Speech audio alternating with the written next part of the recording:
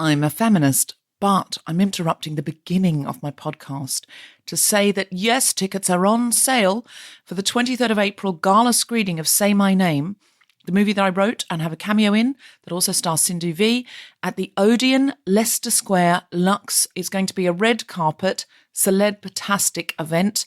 Dress glam, but that can be whatever that means to you, even if it's your most fun feminist T-shirt. And it's in celebration with Amnesty on the night. We're auctioning some things off for Amnesty, and the Guilty Feminist and Amnesty are going to make a very special announcement about our partnership going forward. Don't miss it. I've said to save the date for a couple of weeks. It's time to buy the tickets.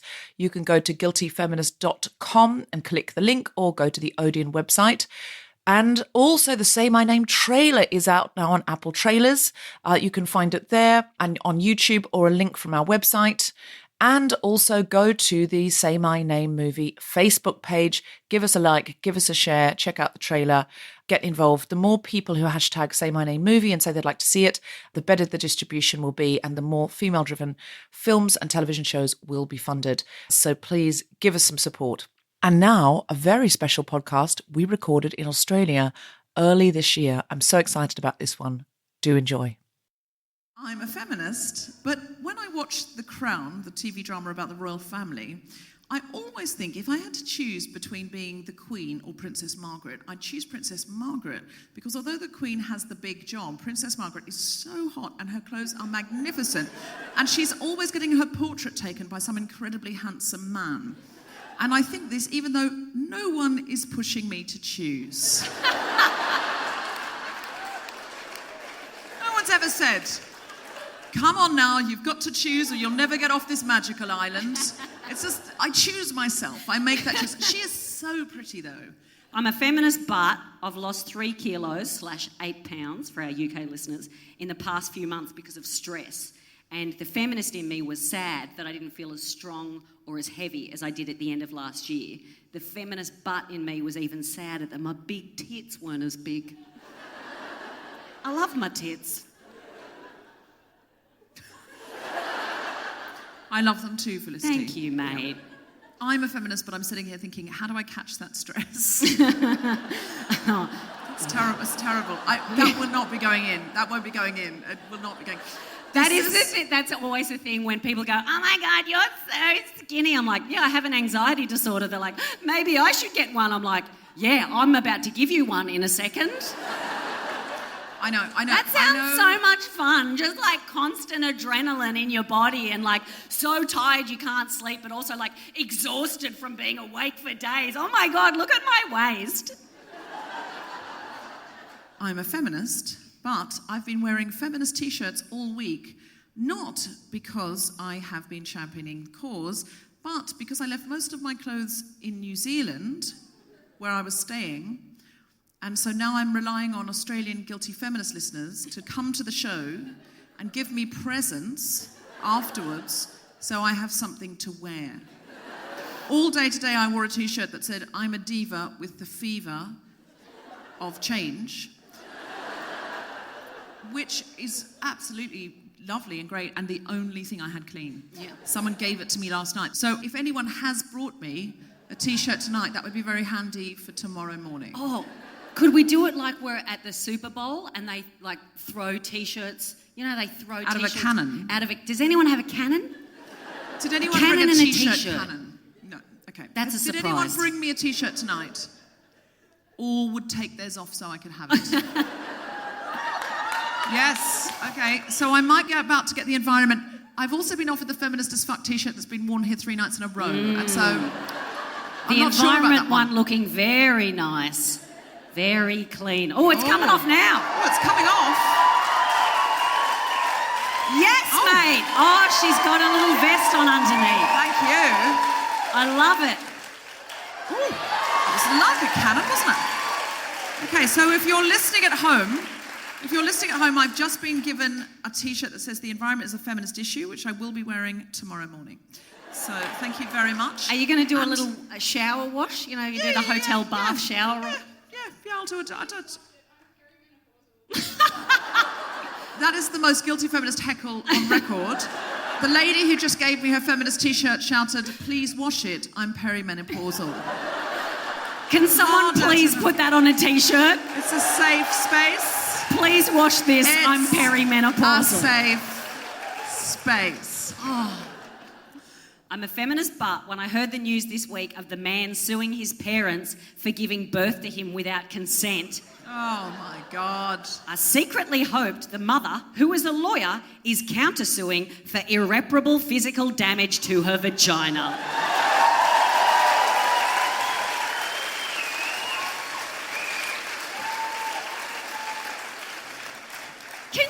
What is he playing at? What game is he playing? It's got to be a game, right? Yeah, he's just trying to piss them off. It's just sort of an act of rebellion, surely. What a loser. I know that's not very smart, but what a loser. Imagine your life is so good that you're like, do you know what my parents did to me? And they're like, oh my God, what was it? Was it alcoholism? Was it abuse? No, they gave birth to me. Yeah, same. Yeah, but they didn't get my consent. No, because you weren't a person. You couldn't talk. Not the point, isn't it? I'm a feminist, but tonight I went to the burger place next door to the Thornbury Theatre here in Melbourne before the show. I needed some energy because I've done 2 shows in a row and I, just had that sort of like, I'll just get myself some chips, some like fries to give myself some energy. Hot chips, they're called here. Hot chips. Hot chips, you got to call them hot chips. Hot chips. So if you're listening in England, they're just chips. If you're listening in Australia, they're hot chips, and if you're living in America, they're fries. But I believe that word transcends. That's why I was using it. Yeah. Cooked potato. Yeah. In sticks. And I'm a visual artist, what can I say? when I got there, the man asked me, do you want small or large? And I said large because I thought I'd share them with Felicity and the other guests backstage. But then he said eat in or take away. And I thought, do you know what? I could use some time to focus on my material. So I said eat in. And then when they came to the table, they were really big, like enough for a family of 4. And I just had that moment, that little voice in your head, which I try not to listen to anymore, but that just said, others will be judging you. Like people will look and they'll go, oh, you've got a mountain of chips. So I thought, well, I won't eat them all because I don't need them all. And I don't, I won't want all of those chips before I go on stage because I'll feel, slow and heavy. So I don't want that. So I'll only eat half of them, but they're here now and it's fine. And no one is judging you. No one's looking at you. Nobody is looking. No one cares what you're eating. Nobody cares what you're eating. And then I noticed a young woman who was sitting opposite who kept looking over at me and I thought, she is judging me. And then I saw that she had a T-shirt that said, on Wednesdays we smash the patriarchy. And I thought, oh, she's in my audience. And now she's going to recognize me and think, oh, eating a family portion of chips before the show. And I thought, she's not thinking, she doesn't care. She's not even going to notice. She might not even know it's you because she knows your voice. She might not know exactly what you look like. So just work on your material. So I was just sitting there working on my material thinking, is this ridiculous that you would even consider that anyone would give a fuck what you were eating? And even next thing I knew, she was right there going, hello, are you Deborah from The Guilty Feminist? And I was like, yes, I am. And as she leaned over to say, I really enjoyed the podcast, I looked in the basket and realised that I had, in fact, eaten all the chips but 3. Like all of them. But we had a lovely chat, and I don't think she noticed or cared what I was eating. Where are you? Thank you. You didn't notice at all. Here you go. Did you, sorry, you told me your name at the time. Is it Emily? Emily, are you saying you also had a large chips? Poutine, yes. Okay, she's very kindly claiming she also had the large chips. She didn't, because the large chips were clearly for 4 people. She shared the large chips with her boyfriend and her mother, who she was also sitting with. But we did have a lovely conversation. Were you both just like having reflux at each other? Going, I really love it. No. Yeah. Oh, hang on, it's stuck in my chest.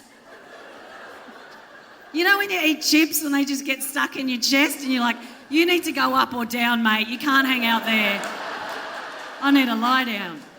Potato really, it really sticks in my chest. I can't eat many chips, but I love them. I don't trust people that don't like chips, by the way. That's a rule for life. You don't trust people that are rude to waiters, and you don't trust people that don't like chips.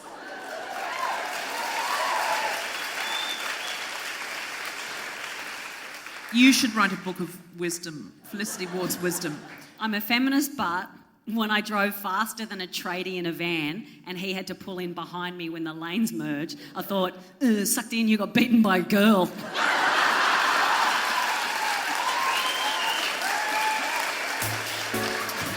Live from the Thornbury Theatre in Melbourne, the Spontaneity Shop presents The Guilty Feminist with me, Deborah Frances-White, and guest co-host Felicity Ward, and very special guests Lydia Thorpe and Darcy Vesio, and the Big Feminist Sing, talking about pulling others up the ladder.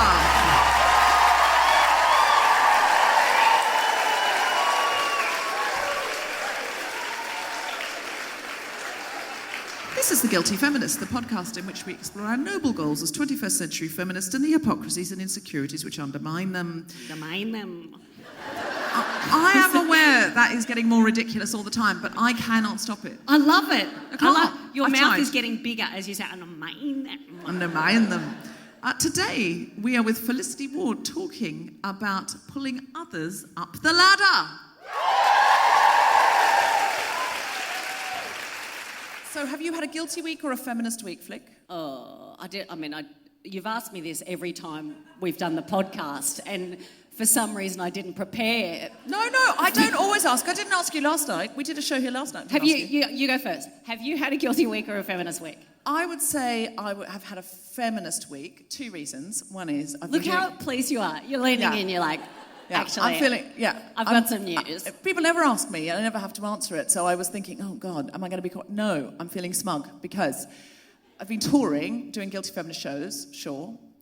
And secondly, I have been watching The Good Place. Ooh. And so now, I don't know if anyone doesn't know The Good Place, it's a sitcom, an American sitcom, but it's about people who arrive in the afterlife. And it's a broad sitcom with lots of gags and falling over and stuff. But it's also... Don't worry, there's lots of falling over. Don't worry, there's comedy schmomedy. But it's also a very philosophical show, and it's about what consequences our actions have and whether goodness is based on our intention or the impact, and can you ever really be good, and those kind of things. So now I have this awareness of my actions all the time. How is this action going to land? Like, in some ways... Could you hear how breathy she went when she said awareness? Awareness. In some ways, I feel I should have had this awareness before now, but before I watched a network television sitcom. But this situation comedy has in fact brought me to a heightened awareness of my actions and which ones of those are truly feminist. Mm-hmm. I highly recommend it. I've only being a feminist? Yeah, that too. I've only got 1 episode to go in the current season 3, which is all that's come out. And so while I am enjoying being here with you, I am also aware I would rather be watching The Good Place. It's actually on this iPad playing right now. It's not. You know that feeling you get though when you think, oh, I've saved it. When I get home from the show tonight, I'm going to get into bed on my iPad, and it's just going to be me, The Good Place, and these 5 stars. Couple of little these bickies. delicious 5 Do stars. you know what sad thought I had when you said, I'm going to eat these when I'm alone? I was like, aren't we always alone? That was the chipper thought I had. Oh my God. Yeah. Felicity. Yeah, I mean, I couldn't you would tell love you... The Good Place. If you asked me if I had a feminist week or a not feminist week, I couldn't tell you. If you asked me if I had a happy week or a dark week, I think we know where that answer's going. Sure. Interesting topic. Do you feel that you were helped up the ladder by other people? I was trying to think about that. I mean, no one gets where they are by themselves, but it seems like I have. And I'm actually just quite talented. No, I'm not like the other girls. Sorry, you know... Oh, okay. That was a joke. You know those girls that go, I don't really have a lot of female friends. I'm not like the other girls. Good for you. Anyway, I'm a little bit tired and had a cry this afternoon, so this could be a loose show. It's loose, it's real, it's authentic. It's very authentic. Actually, I'm just being my authentic self, which actually is a feminist act. It's hot, okay? It's hot. I'm just going to say, that's true. And if you don't say it in that voice, it's going to be, Better? Do you... I don't want to assume, like, when I say pull people up the ladder, it's not like we're so far up the ladder that we're now magnanimously going, please, come up my ladder. Yeah, I'm not building ladders for other people because I'm finished climbing. No. But are you are a certain way up the ladder, I'm a certain way up the ladder. Are you, just through age, The end is near. Even if the ladder's on the ground, it's fallen, slipped off the building, you're still going across the ladder because you've got to while you're alive. To be fair, all ladders are on the ground. Oh, They sure, have at to some be. point, yeah. Unless they're hanging off a boat. Yeah, that's true. Good points. Or, yeah, Just FYI. good points. Do you feel you're able now to bring other people up the ladder? Yes, I do feel like I'm at a little bit of a point where I can, like there is a WhatsApp group that I started about 18 months ago, and it was so if I had to cancel a gig that I could offer the promoter another comic who was also a woman, and then that sort of expanded into 65 women in this group. Is that the group I'm on? Yeah. Oh, did you start that? No brag. I Did you? I did start that group, yeah. Yeah, well done. Thanks, mate. Yeah. It's fine. I don't know that. That's the problem with Do this you know what? topic. I'm going to give you one of my stars. Thank you. Yeah, I'm for a that one-star starting that group. comedian. Yeah. I mean, a lot of the time, that group does get used to talk about how awful men are, to be fair. Yeah, but that's also part of it, of helping each other up. Specific men, just to be clear, not Hashtag random men. not all not men. like this nice man in the front row with his Union Rules T-shirt. What's Yes, your he name, is. sir? Jono. Of course it is. Of course it We're in is. Australia, I don't know why I asked. There was no need to ask. You could no have need to only other been called Steve. Like they were the two options. Steve-O? Yeah, Yeah. or Dazza. That A would've been classic. Would you like Do I want a Bicky? Yeah, I No, always don't, want it's a not Bicky. a Bicky. It's a star. It's a star It's a Bicky. Yeah, but it's just, I think we need to It's a magical... know what we're eating. We're eating our stars. Okay. I mean, surely it would be better if you told me it's got gluten in it or not. That's probably more devastating, but... What's that? The ingredients are on the back. Okay. Contains gluten and dairy. Great. I'll definitely eat it then. Right, okay. I don't have any intolerances. I mean, I do. I have irritable bowel syndrome, but I don't listen to my body. It's not really my business, you know? I really feel like that when people are like, I'm doing the FODMAP diet and I feel so much better. I'm like, cool, I'm not. I'm just going to panic and find a toilet in an uncomfortable place somewhere. I'm just going to get trapped on a tram and go, can I make it to Myers? Is it open? For the people listening in the UK, Myers is a department store that has a fabulous range of toilets. There's a FYI, if anyone's in Sydney, if you go to Sydney, David Jones is like a fancy department store, and mate, their toilets are, mwah. They have carpet on the floor, absorbs the sound, thank you. The doors go from top to bottom. There's Good. a full range of cubicles, lots of anonymity. So if you need to go in there and have a full sesh, you're safe. There's no knocking on the door. There's like, are you okay? There's none of that. They're all fancy ladies that have just tried some perfume on and they're just trying to take a shit in peace. Biscuit? Felicity knows that I struggle with scatological issues. I find it tricky to talk about using the lavatory. The lavatory. The WC. Have you ever called The it the latrine. WC in your life? I have. Excuse I have, me, do you have a WC? A women of colour? When you go to a restaurant, what do you ask for apart from food? Like when you... I would say the loo or the restroom. Restroom. Or bathroom. You ever say toy? Maybe that's something to introduce into your vocabulary. Definitely isn't though. So there's that. There's that. No, I'm fine talking about sex, but... I know. Love it. You love it, mate. What?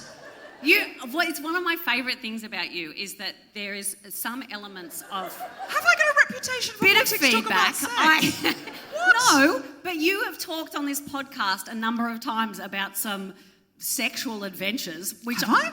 Well, yesterday you talked about you went to a camp. La. So my friend tonight said... All right, I'm my sorry. friend tonight said, do you think it's appropriate if I bring my daughter? And I said, sure, because we're talking about bringing other women up the ladder. It will be ideal. And she said, well, she came last night because I'm staying with her. And she said, well, last night there was quite a lot of sex chat. Because I am disgusting. And I said, well, there won't be tonight. There won't be. Can I ask a question, a feminist question? Yes. How old is the young lady? 9. See, a friend of mine works in sexual health and she says the conversation should be regular and start early. So I would consider myself a teacher and I think I've got a lot of good things to say on the topic. This is her actual worst nightmare. She wants to fly under the radar and just nothing awkward to be discussed. And now we're discussing whether we can discuss it in front of her. I'm so sorry. I'm not sorry. Sorry. All I can do is not say your name. So I've done that. And we will not discuss fisting. No! Oh! Oh my God!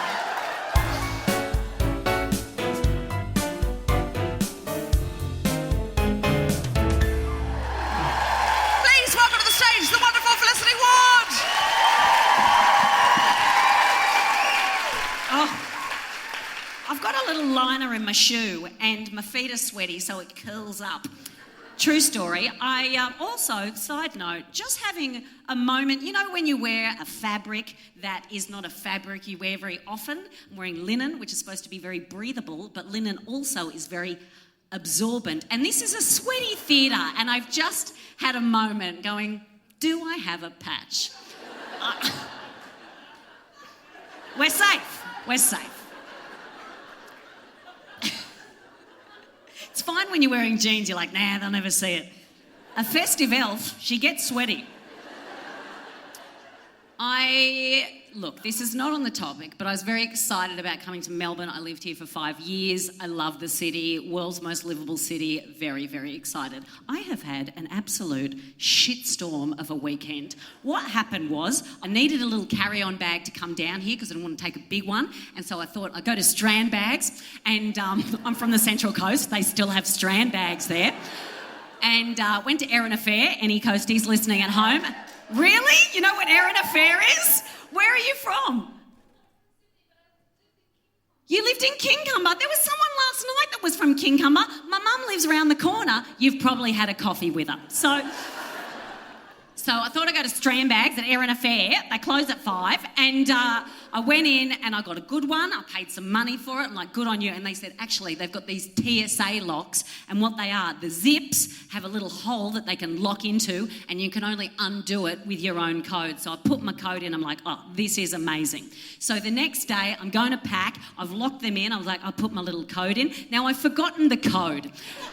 And I thought, that's all right, I'll just reset it. Now, it turns out you've got to take it to a repair shop to get it reset. So I'm like, I don't have a fucking bag. So I borrowed my mum's bag. The handle's broken. I'm angry. So I get down here, but I'm happy to be in Melbourne because it's the most livable city in the world. And I get to the city and everywhere is 40 kilometres an hour. I feel like I'm doing a drive-by everywhere. Like I might have a gun. That's how slowly this entire city... Like if I look at one person, they will get on the ground. If I focus on one person while I'm driving by, I don't look like a gangster, but I am little and will cut you. So I'm driving. So yesterday I was coming to do the Guilty Feminist. They told me they don't have a car space there, so they have valet parking. It's very fancy. I feel very out of my comfort zone. I'm very working class. I've just told you about my sweaty pants. So I call them up, I give them lots of time. They said, you've got to give me 15 to 20 minutes. I'll give them 15 to 20 minutes. Come down 25 minutes later, give them some breathing space. And got down there and they said, oh, it's actually about 10 minutes away. I'm like, oh, why'd you make me come down from a comfortable room that I would never be able to afford if the Guilty Feminist wasn't paying for it? Thank you, Deborah. And... So anyway, I was outside, I was having a ciggy, having a Winnie Blue. What a mistake. And do not buy them, even if they have the menthol ball. Awful. And so I'm standing there trying not to pass out and throw up at the same time, talking to the lovely concierge man, and then he said, oh, it's just a couple of minutes away. So I went to tell Deb that I was running late, and then I went for my phone and it wasn't there, and then I looked in my bag and it wasn't there, and I knew I had it with me as I was coming down because Ovi took a selfie in the elevator, and then so I'm looking for it anywhere. We can't find it. I go to my room. I ransack the room. It's not there. I'm like, oh my God, my phone has been stolen in Melbourne. This is supposed to be the most livable city in the world. What is going on? And then another concierge came up and I said, I'm going to have to call the police. And he said, what kind of phone was it? And I said, it's an iPhone 7. He had, does it have like a special cover? I'm like, obviously, it's got a Golden Girls cover. And he's like, oh, we'll keep an eye out for it. Then he goes, oh, hang on, opens his drawer and he goes, is this it? I'm like, how have you been sitting on that for 15 minutes? He's like, I thought it was the other concierge. I'm like, oh, great.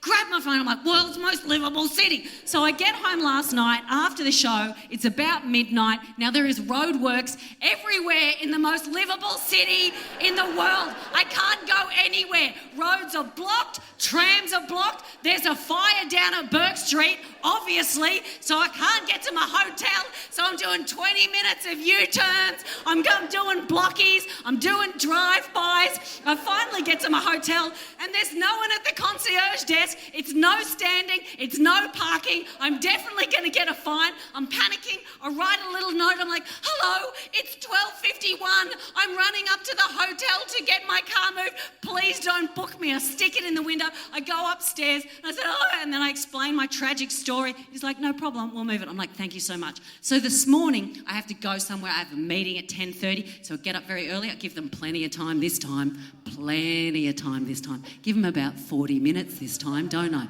Want to give them plenty of time. Plenty of time. Get down there.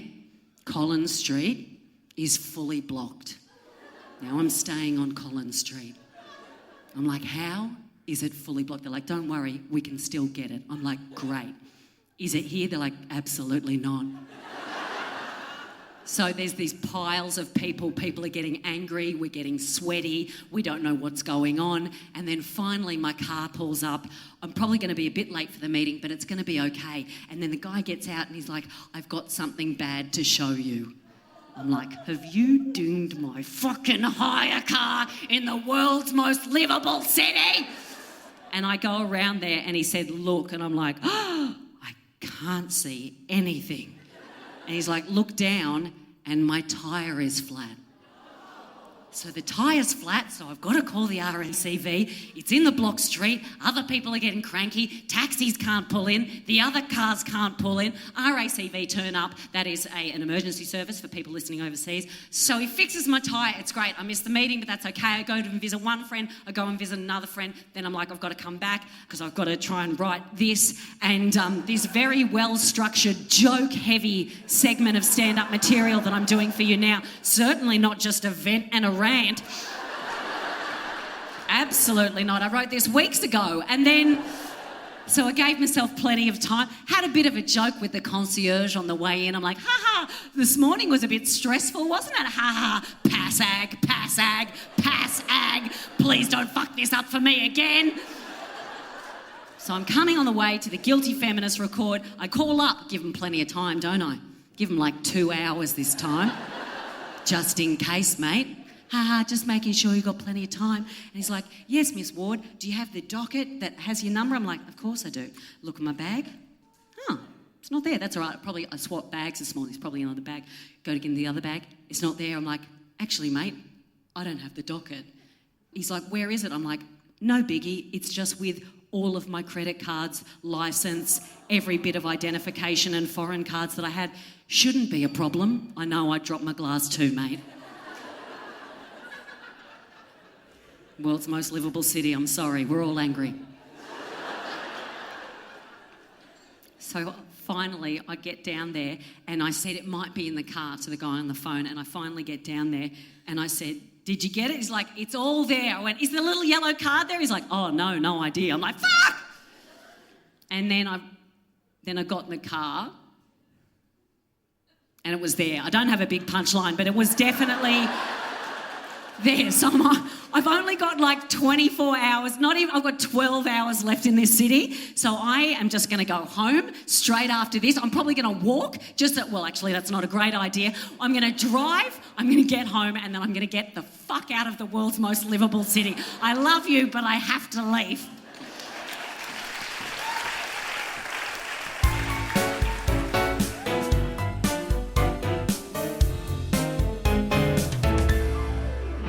Hello, Guilty Feminist listeners. Just interrupting your podcast listening very briefly to say our UK live tour starts on the 1st of May. Guests include Jessica Fosterkew, Kemar Bob, Sindhu V, Felicity Ward, Bridget Christie, Desiree Birch, Alison Spittle, and many, many more, with music from Jess Robinson, Me for Queen, and Grace Petrie. Check out our website to see who's coming to your area. We are touring virtually every night of the month, and we will be coming to a theatre somewhere near you. Join us for a huge visual, sequined, musical, celebratory extravaganza of feminism that you won't be able to get on the podcast. Come out if you possibly can. Tickets are at many different price ranges, and you can get them by going to guiltyfeminist.com and clicking the link. Also, we are coming to record an episode of The Guilty Feminist in Belfast as part of the Women's Work Festival. We've promised to come to Belfast forever, and finally we are on Saturday, the 8th of June at 7 p.m. Go to womensworkni.co.uk for tickets. Also, I'm hosting a Q&A after Ostentatious, the brilliant improvised Austin show, featuring some Guilty Feminist favourites, Rachel Parris and Carrie Lloyd, and other brilliant people on the 29th of April. It's in the West End. Google that to get tickets. And I'm appearing in Jokes and Spokes, the Bike Project comedy fundraiser for refugees, with Ed Byrne, Nish Kumar and Jen Brister. That will be on at the Union Chapel, the 11th of June. Check their website for tickets. And if you haven't read the Guilty Feminist book yet, try the audiobook. It's like hours of podcast extra. If you run out and you think, I wish there was some more Guilty Feminist, there is. I'm reading the book to you, and Adjoa Ando, who you heard in the Richard II Amelia episode, is doing the voices of everybody I interviewed.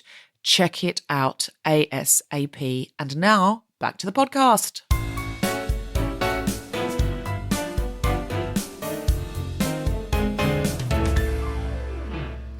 Two guests today. One, amongst many accomplishments, is the first Aboriginal woman in the Victorian Parliament.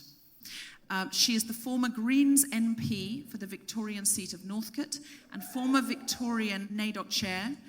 Our other guest is an AFL marquee signing for the Carlton Football Club and four-time premiership player with the Darebin Falcons. So please welcome to the stage Lydia Thorpe and Darcy Vescio.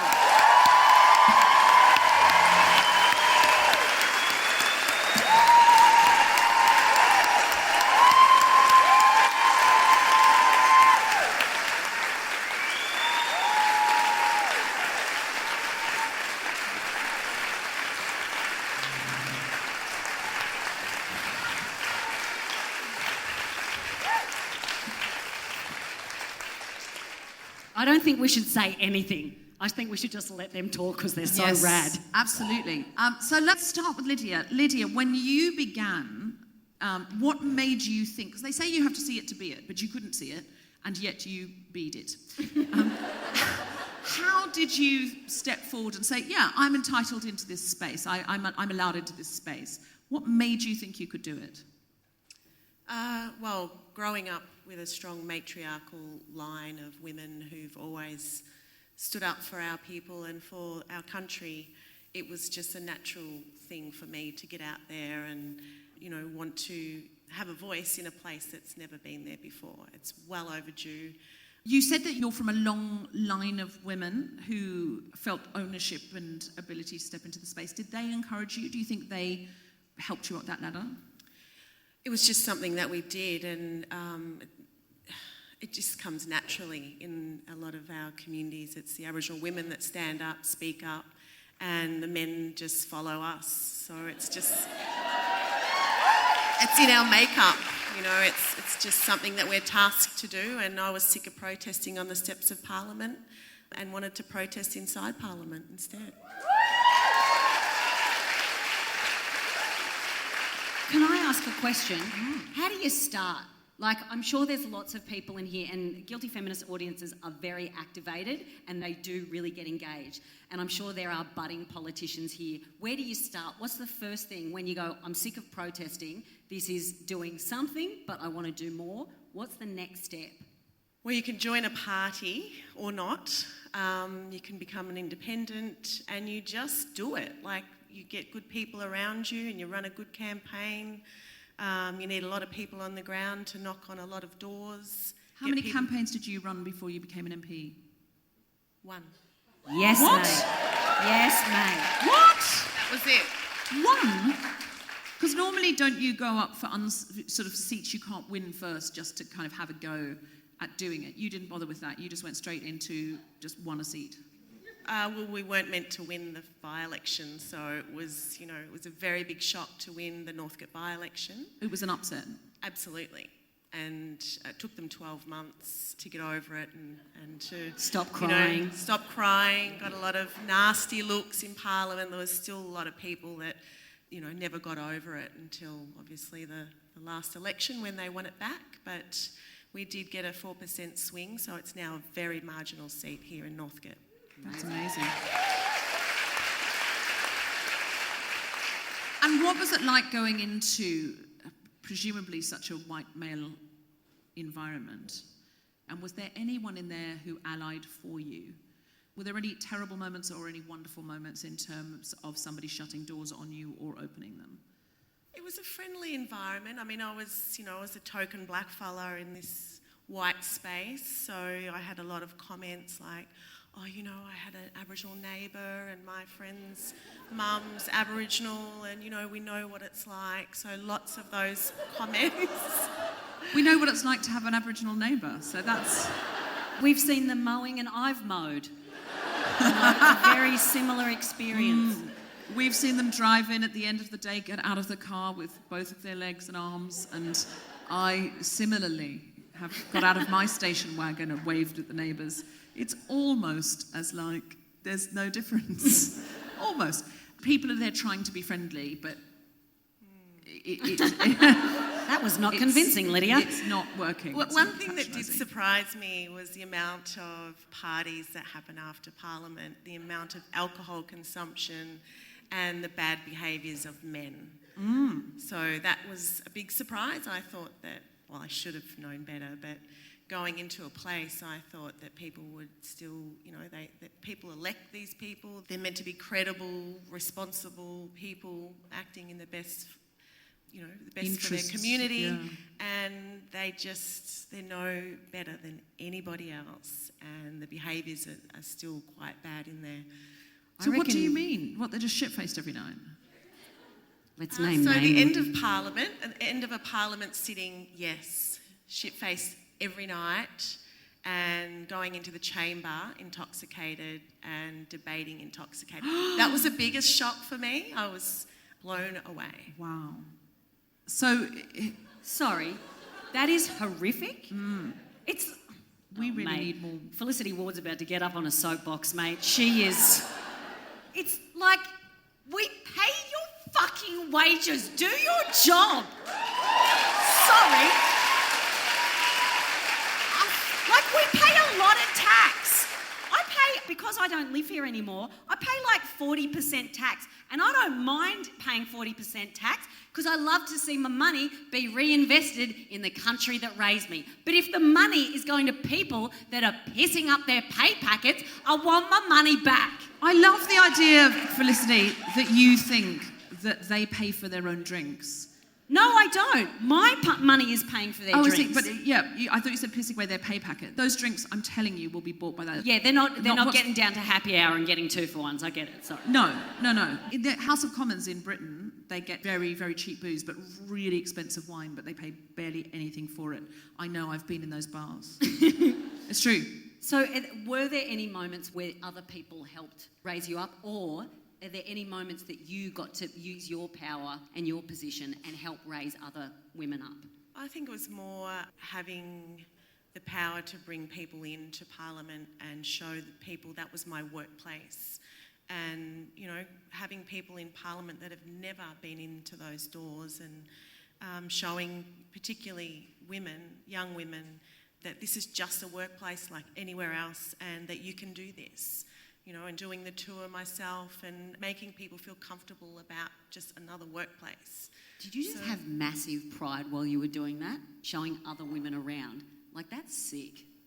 Yeah, it was. And, you know, a few times we just took over a chamber when no one was sitting. And I just said, imagine this, you know, black women parliament running the state. Like, you know, and... That'd be nice. Yeah, it was lots of fun. We had lots of fun. Which brings us on to Darcy, because you're doing something extraordinary for women in sport. So could you tell us a little bit about what's happening with Australian rules? Because it's such a loved game here. We were talking about this afternoon that it's hard for people to understand how much a part of the culture it is, how much of a family event it is to go down and support your team. And it's not just a sport, really. It's a culture and a community. It's church, in a way, isn't it? The Australian church, yeah. But for a long time, women have really not been invited into that space. And recently you had a very big match. There was a documentary about this match. Could you tell us a little bit about that?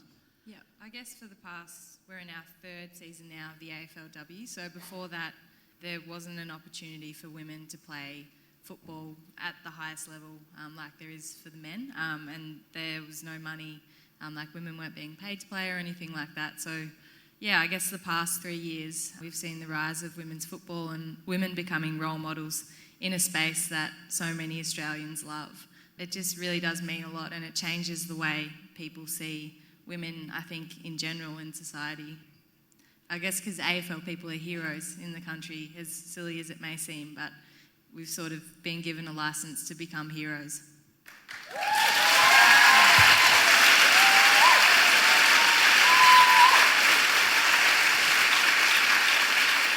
I want that on a T-shirt.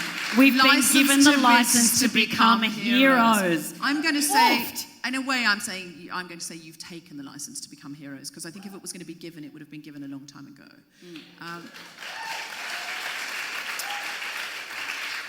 So the first match that was women playing at that highest level, there was an uncertainty whether there would be so much interest as there is for men's football, but not only did it sell out, they said that there were people climbing over the fences to get in who couldn't get tickets. Yeah, so I think I was working at the club at the time as well, and Carlton had prepared for maybe 17,000 or so, and the capacity was reached just before the first bounce, and I didn't realise at the time. What's the capacity? It's about 25,000. So, right. So they were hoping for 17 and they got 25. Yeah, well, and that was it full. was even lower, I think. It might have been 12 or something, just with catering and that sort of thing. They sort of thought, we'll get 12,000 sausage rolls. Yeah.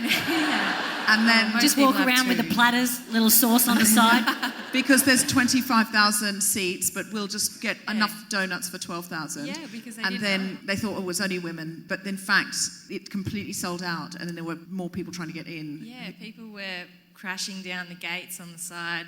Everyone was just trying to squeeze in. There's footage of the CEO of the AFL talking to fans and being like, I'm sorry, like, I can't let you in. Like, there's literally no space left in there. But it was amazing, and people just wanted to be there. There was people who had never watched a game of football, but they knew that this was a momentous moment, and they needed to be there.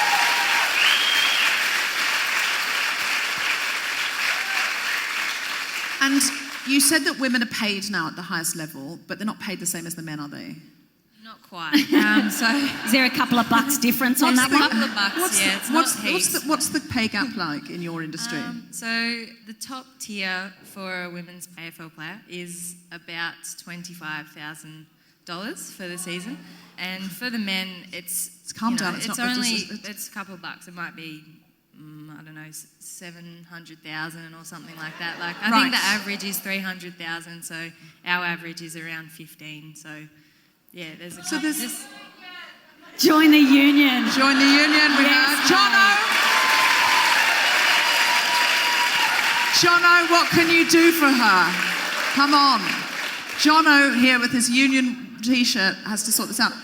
If the average is $15,000 a year, presumably people can't live on that easily. Are female footballers having to do second and third jobs? Yeah, for sure. So just in my team, a lot of the girls are teachers or landscapers, insurance claims people. Do the landscapers ever do the grounds? No. And like to their advantage, like, oh yeah, probably just cut that grass a bit lower up that end, I reckon. No, I haven't seen her do that, but who knows? For the listeners at home, she's tapping the side of her nose as she says that. Stammering. Given there is a market for it, if people are banging on the gate and the CEO is having to say, sorry, we don't have any more tickets to sell, given there's a market for it, why don't they pay the women the same? Or at least be looking to sort of say, okay, over the next 5 years, we'll be building these matches, we'll be getting the games on television, and we will be paying you the same. I really don't know, but I guess each year it's increased, and the AFL has said they're investing a lot into grassroots to build those pathways. So, you know, a 5-year-old girl can pick up a footy and play all the way up until they reach an AFL team if they want to. Do you do any outreach stuff with young girls to, in a way, pull them up the ladder? Yeah, well, I guess the whole AFLW movement is about that, because not only are you doing it with girls within your team, like you want them to feel physically and mentally at their best, because it benefits the team and it benefits the movement. But yeah, if you get out to local clubs, you just have to tell girls that they can do whatever they want to do and they can keep playing football if they want to, but just to back themselves and enjoy it. I think that's the main thing. I'm in a very fortunate position where it's very literal, being able to pull girls up. Like, you're out on the field. 3 hours ago, I was out on the field and you're literally pulling girls up to get up and She came go straight again. from the game. She came really straight from did. the game. We lost. She only just arrived just before curtain up. Can I ask a question about how much before the first bounce, how long before did you find out that they were at capacity, that the audience was or the crowd, not the audience, sorry. I'm a performer. Oh, I had no idea. So I didn't know until after the game, and I When saw you footage. ran out, how did that feel running out with, I mean, I'm just about to cry thinking I about felt it. like crying. When you Did ran the out. audience cheer massively when you Yeah, came well, out? it was just amazing. Apparently, like, all the people I spoke to who were there, they said they were just crying, like, throughout the game. Just not because bad things were happening, but just because it was just like, what? This is happening. I hope We this never- is good. Yeah. But I remember running out for the warm-up. The first warm-up, you sort of go out and then you come back into the rooms and then you go out through the banner. And the first warm-up, I remember looking around and thinking, oh, like, it's a fair few people here. Like, it looks pretty good. Like, I've probably played in front of maybe 3,000 max up until this point. So I was just looking, it looked pretty good. And then I remember at one point in the game, like, I think I was just looking at a patch of grass that I knew there were no seats there or anything, but I could just see skin. I was just like, there's just so much skin, like, because there's just people packed in. I was It's everywhere! It's everywhere. Like, like a horror film. yeah, but it was incredible. There were people on the steps, there were people everywhere. Like, yeah, it was wild. What's interesting about this is Lydia is saying that she was the first Aboriginal woman in the Victorian Parliament after generations and generations of white men and then some white women. But you're the first generation of Aussie Rules female football players at this level. And as a woman of colour, you are establishing what this looks like from the get-go. And do you feel that when you see the young girls coming up, is there diversity in the young girls who are playing this sport? Yeah, I think what women's footy has always been is it's like a safe haven for people who perhaps don't necessarily fit the mould. I think that's where women's footy is completely different to men's footy. Like, for boys, it's almost expected that you play footy and it's very jock kind of culture. But women's footy has been a big LGBTI space. It's a space where people have always felt quite welcomed, and it's almost like the misfits of society go to play women's footy. So I feel like, yeah, we've come a different pathway to the men, and it's awesome. Like, even looking at the AFL, like, there's no openly gay players in the AFL, whereas there's quite a few in the AFLW. It's rife! Rife, mate. And I suppose, isn't that the different experience of just being like, that difference of when you're the only woman, like you're trying not to, but you feel the burden of an entire gender on your shoulder, and then of your people, that you're like, I'm the only one here, like I've got to do some stuff. And the different feeling between that and being surrounded by other women and the strength that you get from that. Deborah did a TV pilot last year and the entire writer's room were women, and it was just, there was one moment where the head writer we were having the morning meeting and she said, I've just got to pause, my periods are so bad, I think I'm going to be sick. And we all just went into our bags, and then Nurofen, a banana, a glass of water and a tampon all just went, and it was the most, it's not nearly as impressive as anything that you guys have done. But the unspoken language that we didn't have to go, oh, I'm sorry, I just feel a bit sick, that we could just say, yeah, just got my period, and everyone's like, yeah, fine. Like there's no discussion. But she said about of all the writers' rooms she'd ever been in, she'd never been able to say that before. She would have just slipped off and got herself some medication and just made an excuse. But it was just so great to be able to say it in that room. And you're right, sort of in a way what Darcy's doing is creating this kind of generation of women. And Lydia's been out there in a way, in many ways, I imagine you felt on your own flying a flag. When you see Darcy, do you feel like you have things in common with her? Is there anything you'd like to tell her coming up? No press, babe. No, but you know what I mean. Like, is there anything, do you feel like a simpatico? Because she is also at the forefront of something that's very public, something that's difficult to do, something that's seen by all Australians. Well, I'm a real big fan of yours, Darcy. So. Cute. Back at ya. This is so cute. Yeah, can you two go? We're just going to sit and chat.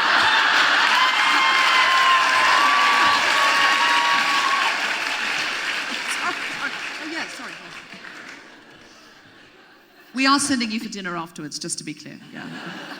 And look, you know, I'm all about the next generation and giving opportunity for our young women to step forward and be confident and not worry about the things that do bring us down. I mean, for black women, we have so many layers of complexity, so we're dealing with so many things. So it is hard to rise above all of that and to know that there's young women like Darcy and others stepping out and being that role model, being a hero in so many young women's lives. It's massive, and there is a change happening. And yeah, I just keep doing what you're doing, and we've got to bring each other up. We've got to keep bringing each other up and not pulling each other down. And I know being in the public space, that happens a lot. And it's about surrounding yourself with strong women of colour, particularly in our case, and sharing that load. So what I've been doing lately is sharing the trolls and what they're saying, so you're not taking it all on, and putting it out there, and they'll stamp it out for you, but knowing that you've got good people around you and letting the young people that you talk to know that they've got role models in their lives that they can reach out to.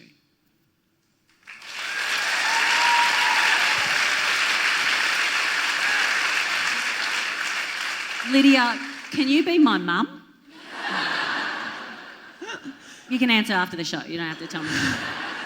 Darcy, is there anything else you'd like to tell us that you would like the Guilty Feminist audience to act on, help with, or just anything you'd like us to know about Australian rules and the women within it? Well, I guess seeing as though the season's on at the moment, the biggest thing you can do is just get to a game and just support the girls out there. And it shows the AFL that you want to watch it. Is it on television? Is it televised? Yeah, so I think there are maybe 2 games on Channel 7 every week, which is free TV, and it's on Fox as well, if you've got Foxtel. So watch it on television and tweet about it as well will help, talk because about it. it builds the energy around it. Yeah, exactly, and we love it. We love it when people come and watch us play, so it's a privilege. And it's exciting. Like, if you haven't been to a game, even if you don't know what's going on, you end up just losing your mind about 15 minutes in. It's like, so yeah, get him! Ball! Ball! You can even talk about the fisting, because there's a lot of I could talk about fisting. So you can the fisting.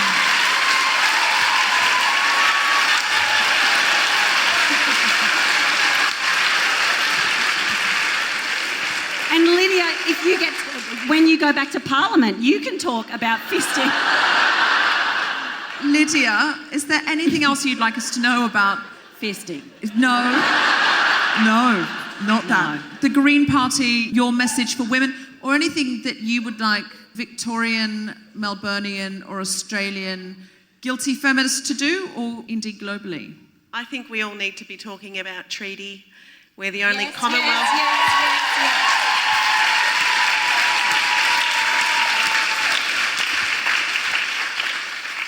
We're the only Commonwealth country in the world that doesn't have a treaty with its first people, and we're sick of, we've been patient. It's been 230 years of colonisation. Yeah, I think patient is an understatement, isn't it? It's a very tactful way of putting it. I waited 25 minutes for my valet parking. I was like, I'm getting a bit snippy here. So I reckon 230 years. Yeah, that's all right. It's pretty patient. Yep. And, Have I told you about my Aboriginal neighbour, though? Because we've got a treaty about the fence. I think that's sort of done it. We've done the work. And it's not just for Aboriginal people to be talking about treaty, it's for you to be talking about treaty, because it's a peacemaking agreement between two sovereigns, and it's a black, and white agreement, and we all need to be talking about it.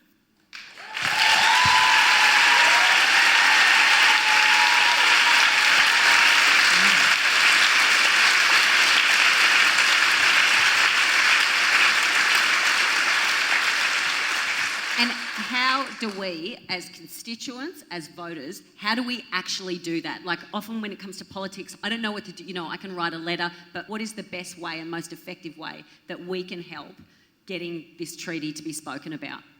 We need to put pressure on the politicians. If you're listening at home, Lydia has done air quotes around politicians.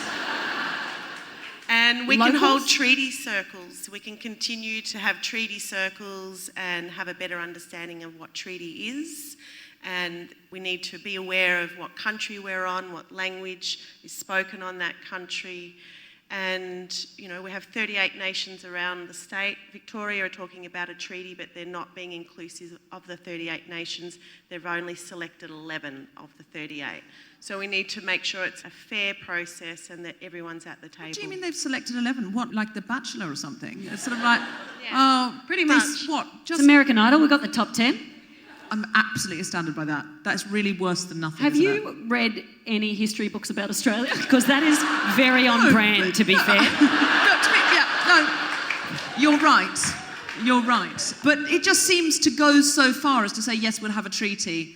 38 seems a lot. It's a lot. It's going to take ages. Could you bring us your top 11? It's not even a round number. What are they doing? That's what I'm most upset about. I just don't understand how they've come to that conclusion. So we need to be, is there a hashtag where people can participate in the conversation and put pressure?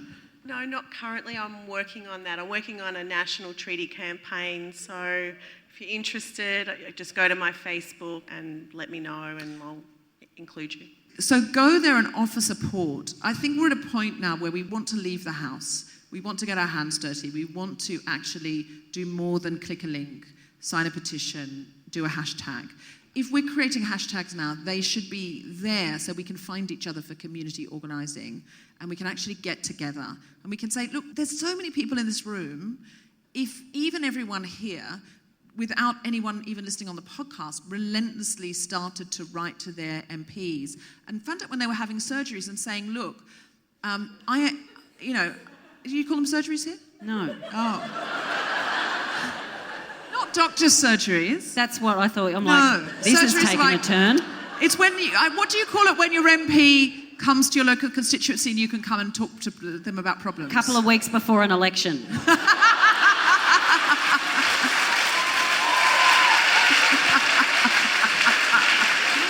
That's a very good joke. Thanks, mate. Do you not have a regular? You don't have a regular surgery? Town hall. meeting. Okay.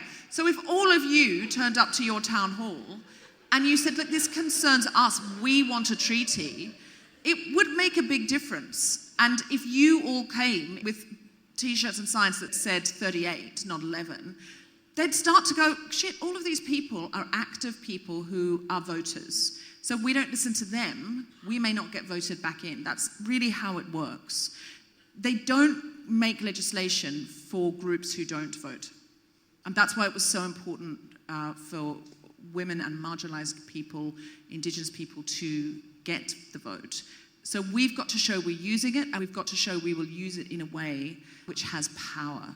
So create a community with Lydia, get involved, and you will see it change. It will absolutely change. A treaty will happen in Victoria if even only the people in this room make it happen. And if you're listening to the podcast at home and you live in Victoria, or you live in another part of Australia, start getting busy, because that's what's going to make a change.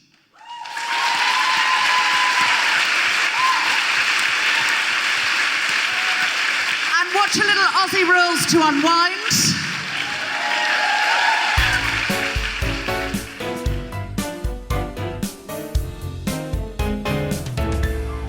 Will you put your hands together and welcome to the stage, Deborah Frances-White!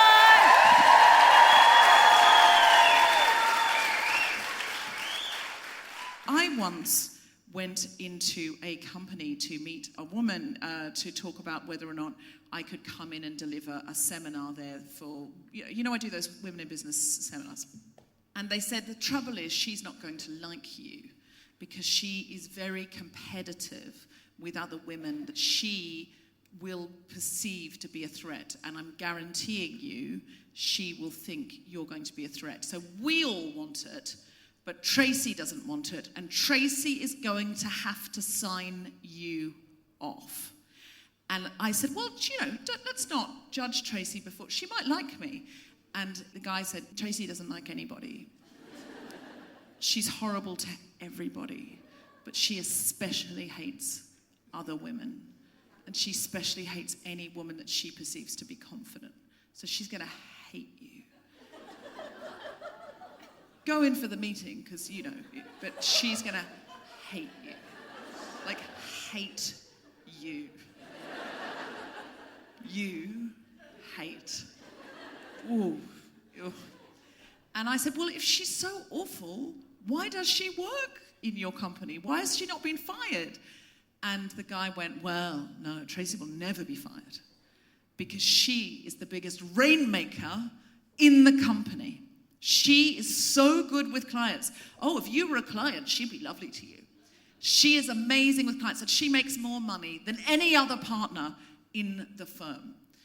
And so I thought, okay. So I walked in to the meeting with Tracy. She said, hello, I'm Tracy. And her body said, I hate you. Her face said, I hate you. Her handshake said, I hate you so much. And so I put my hand out, and the first thing I said was, oh, yes, Tracy, I've heard all about you. Jeff said you're the main rainmaker for the company. And she went, did he? Exactly. Now you feel sorry for Tracy, because I realized that no one had given Tracy a compliment inside 12 years, because no one wanted to, because they all felt like Tracy hated them. And so when I said that, she went, did he say that? And I said, yeah, he said the company could not do without you. It was impossible to think of the company without you. And she went, oh, really? And then we had this lovely meeting in which she loved me.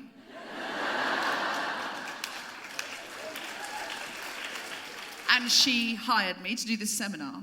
And as I was leaving, just as I was about to go out the door, she just went, what else did Jeff say? Because even if somebody is trying to keep other people out, it's generally a sign that they feel if they don't keep you out, they're going to be out.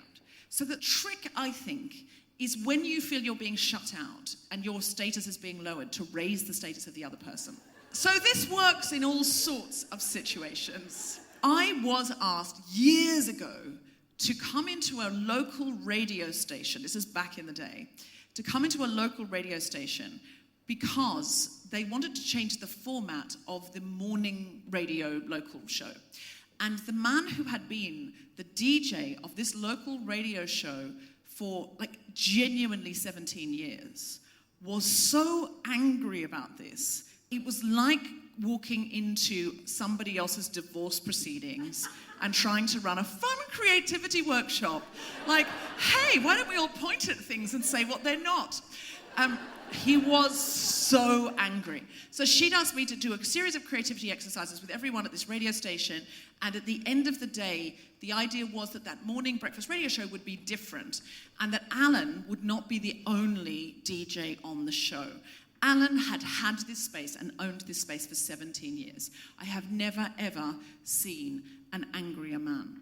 But the thing is, my normal MO, which is to find something that the person can do well and then raise their status in front of everybody if they're resisting, did not work because he wouldn't do anything good.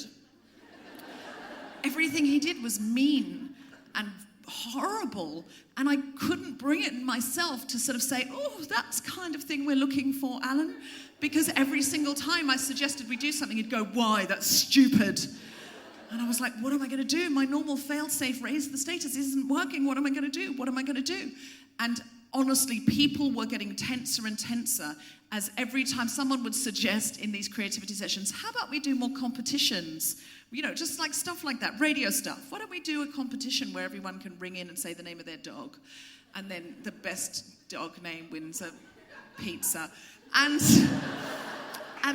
Alan would go, oh, we had competitions, they didn't work. It was really, really tense. But then I remembered that I had heard Alan on the radio shows. They'd sent me some tapes, and I realised I could say something. Now, admittedly, he was boring, but he was very boring. But they wanted to put more people with him to make him less boring, and he was very angry about this. So what I said was, Alan, I heard some of the tapes. And do you know what I thought? Is when somebody phoned in, that's when your talent really shone, because you were really good with other people and you came alive, which is true. He was less boring when he was talking to someone else. So I wasn't being inauthentic. And I said, oh, you know, like that one with the man rang in about the zebra, and then you were really funny, and then you brought that man to life. Your talent is making other people look good and bringing other people to life, and no one can see your talent because you're having to sit in a room on your own talking to yourself. And then we had a break. And he came up to me in the break and went, what else did you hear? Did you hear the one with the dog? And he was so all over me. I'd never seen a man more lit up. And then after the break, he made this pitch to the room. He said, I need this to be a posse show. I need 2 people to join me because at the moment, no one is seeing my true talent.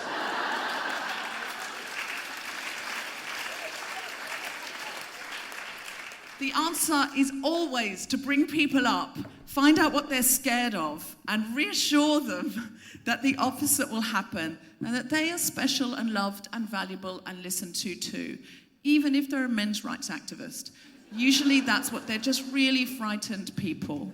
So to bring them up, make them feel a little bit better about themselves. And if that doesn't work, just block them. Thank you very much.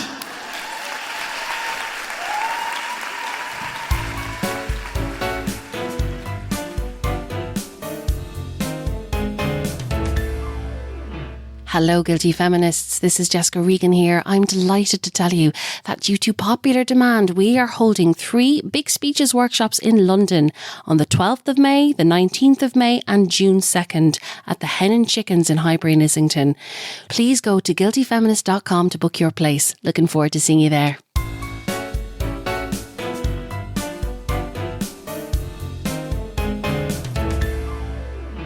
We have a big finish for you, so we have a final guest to come out and do a really fun big finish to leave you on a high. But before we do, can I just say, Lydia, is there anything you'd like to plug, or even just the name of your website? There is a hashtag, it's hashtag 38Nations. There you go. And I will plug that it's a national treaty rather than Victorian treaty, and that it is the alternative to the Uluru Statement. Okay, great.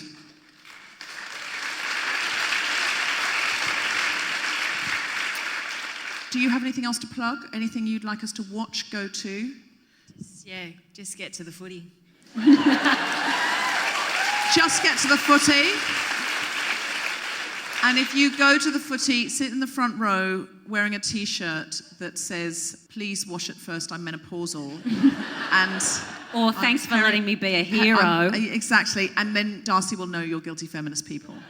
License to be a hero. So the T-shirts should say license to be a hero. And I think we should start a hashtag license to be a hero as well. Thanks, Deb. I was told by a friend to give you a jumper. So Clean clothes! You can wear.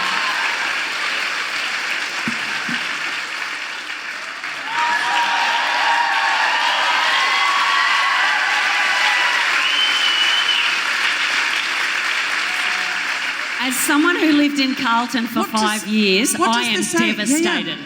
What does this say? Is that racy? That's it.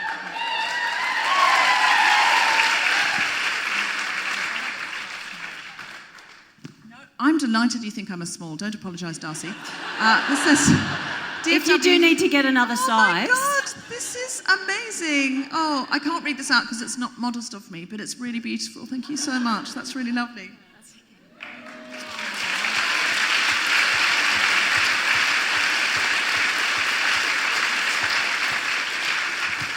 Doesn't doing this podcast and you think of all the wonderful people you get on here, I'm like, oh, I do not have a good job. I am a bad, lazy person. No, but if you read that, you'll see that we've had an effect on Darcy. I'll read it afterwards because I'll cry. No, I am crying reading it. It's so moving because I'm a massive pussy, as you know. Well, I just feel like if you do your bit for feminism well, like I know sometimes we can feel like we're clowns, but if you do your bit for feminism well and you keep showing up, you will have your impact. And I think that's what you have to remember. Your job might not be a public job.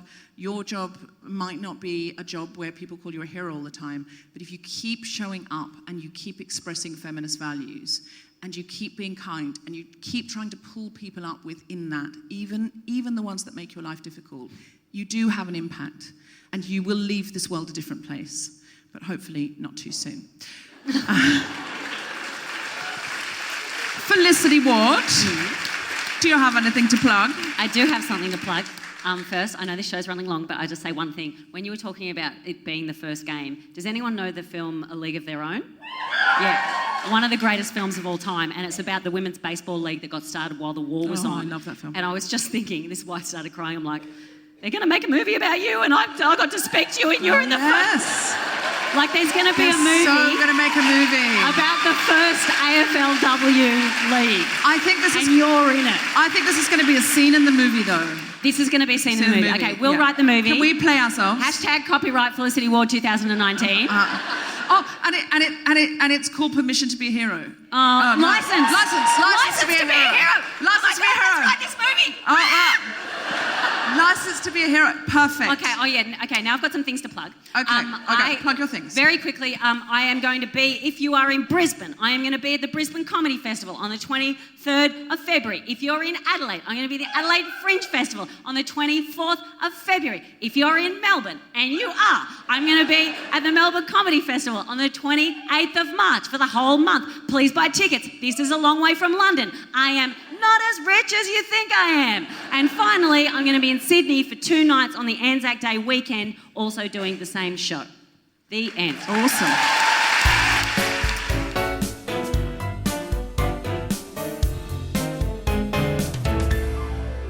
To bring us out and to sing us out, please welcome to the stage Jane York from Big Feminist Sing!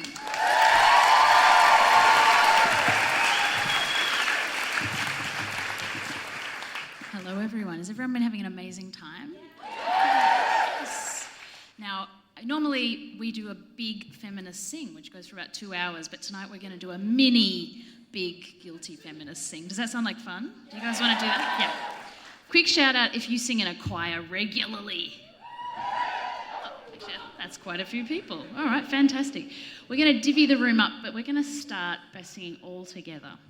So we're going to sing an unofficial, official big guilty feminist anthem, and you'll know it. And if you don't know it, then I actually envy you slightly. I'm going to sing on a loop and just join me when you've got it. Dum, da da dum. I can't hold it back anymore. Dum, da da dum. I can't hold it back anymore. Dum, dum, dum, dum. I can't hold it back anymore. Dum, da da dum. I can't hold it back anymore. Keep going. Let it go. Let it go. Ooh, let it go. Let it go. Ooh. Good work, everyone. Give yourselves a little round of applause. Yeah.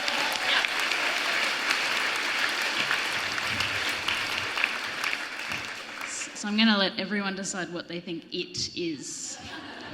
And it might be different for all of us. Can I ask my assistant musical director to come give me a hand? Felicity dobbed herself in last night as loving harmony singing. So I got her to come and help me, and she loves this song in particular. I don't. It's true. But I do love to harmonise. It's a feminist anthem. It's all about not wanting to be a good girl anymore and breaking free. That does not make me like it more. I'm here. So I support you. You're here for me. Fantastic. All right, good. So we're going to divvy the room up. So you know where the aisles are? That's where we're going to do the divide. So if you're on that side of the aisle, you're going to dum-dum, exactly like we're doing. Yeah, let's try that. Dum is the note. 1, 2, 3, and dum, dum, dum, dum. I can't hold it back anymore. Keep going. Dum.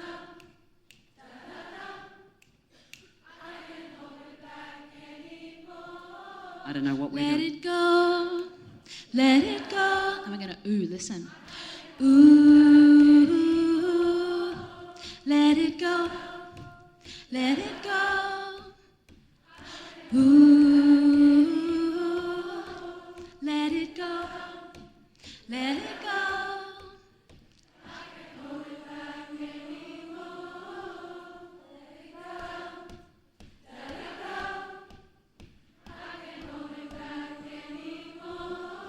What's our bit?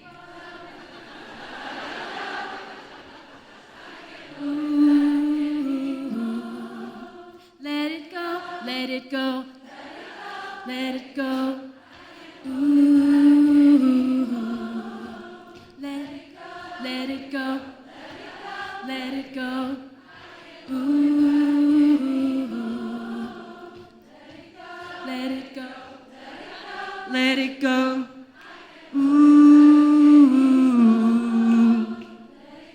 Let it go. Let it go. I'm making that up. Let it go. Let it go. Come on, show them what you're worth. Come with me. Make them go up. Let it go. Let it As you go. shoot across the sky. Join me, you know who you are. Let it go. What? Let it go. Come on, show me what you're worth. Make them go up. Let it go. As you shoot across the sky. Cause baby, you're a fire. Let it go. Let it go.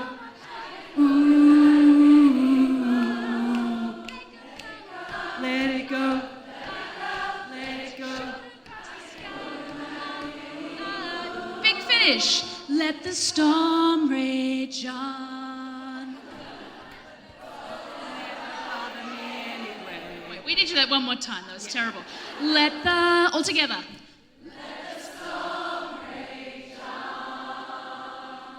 The cold never bothered me anyway.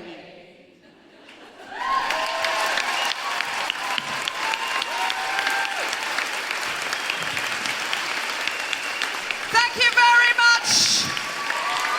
That was Jane York from Big Feminist Sing. Big round of applause for our guests. Darcy, Lydia, Felicity, Mulberry Theatre. I've been Deborah Francis White. We've been the Guilty Feminists. Good night.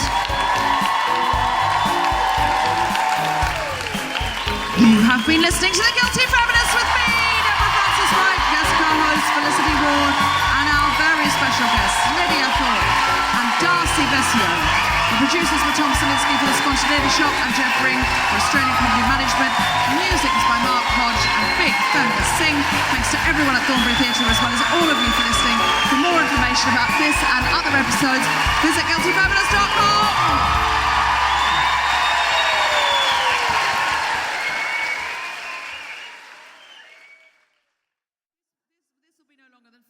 Flick, so stay as you are. Your motivation to applaud is you think, oh, normally I'm listening to this on a tram. Local knowledge. Number 86, cunt. The 86. Normally I'm listening to this on the 86. Now, The Guilty Feminist is going on tour. These epic shows will not be recorded, so you'll have to come and see them for yourself to know what's in them. We have a fantastic lineup of guest comedians and singers for you. Here are just a few of them. Hello, I'm Catherine Bohart. This is take 147, but here we go. I am very excited to be joining the Guilty Feminist Tour on May 19th in Oxford. It's going to be fun. It's always fun. And we always have a good time. I mean, those mean the same thing, but I've said them now, so here we are. May 19th, Oxford. See you there, hopefully. It's Athena Kablenu here, and I am thrilled to be joining the Guilty Feminist on the South End leg of the Guilty Feminist Tour. It's on the 12th of May, and I cannot wait. Well, hello, I'm Jenny Eclair. Just checking then. I need to wear a name badge. Can't remember who I am, where I am. I'm at home at the moment. But guess what? On the 2nd of May, I won't be at home because I'm going to be in Birmingham with the live Guilty Feminist podcast thing on the stage. It's going to be marvellous. You're an idiot if you miss it. That's all I can say, really. Be there. Or be square, as we used to say in the old days. Anyway, I'm hugely looking forward to it, and I hope you are too. Hi, I'm Mifa Queen, and I'm thrilled to be joining the Guilty Feminist podcast tour in May. I'm going to be singing some songs on the following dates: Thursday the 2nd of May in Birmingham, Friday the 3rd of May in Hull, Friday the 10th of May in Colchester, Friday the 17th of May in Aylesbury, and Saturday the 18th of May in Bournemouth. I'm beyond excited. It's an amazing lineup, and can't wait to see you there. Hello, this is Jess Robinson, and I am absolutely thrilled to be joining the Guilty Feminist Tour on the 1st of May in Halifax, the 4th of May in Newcastle, the 5th of May in Salford, the 11th of May in Richmond, the 12th of May in Southend, and the 19th of May in Oxford. I'm absolutely over the moon. I can't wait, guys. I hope that you will all be there and we will have a wonderful time and live happily ever after. Ow, I hit my hand. The end. Hello, I'm Heidi Regan, and I'm very excited to be joining the Guilty Feminist Tour on the 16th of May in Cambridge and the 30th of May in Leicester. I can't wait. I think it's going to be amazing. Thank you. Hello, I'm Jessica Fosterkew. I'm excited to tell you that I'm joining the Guilty Feminist on tour. It's all through May. I'll be doing a little bit of stand-up on the 9th in Ipswich, on the 15th in Cardiff, on the 16th in Cambridge, on the 17th in Aylesbury, on the 19th in Oxford, you're right, there's loads of these, on the 23rd in Sheffield, and on the 24th in Coventry. See you there, please. I think it's going to be really fun. And it doesn't stop there. We have Sindhu V in Halifax, Hull, Newcastle, Salford, Leicester and Nottingham. And we have Bridget Christie in Colchester, Aylesbury, Bournemouth and Southampton. We have Felicity Ward and Kemar Bob in too many places to list. We also have Angela Barnes, Grace Petrie and many more.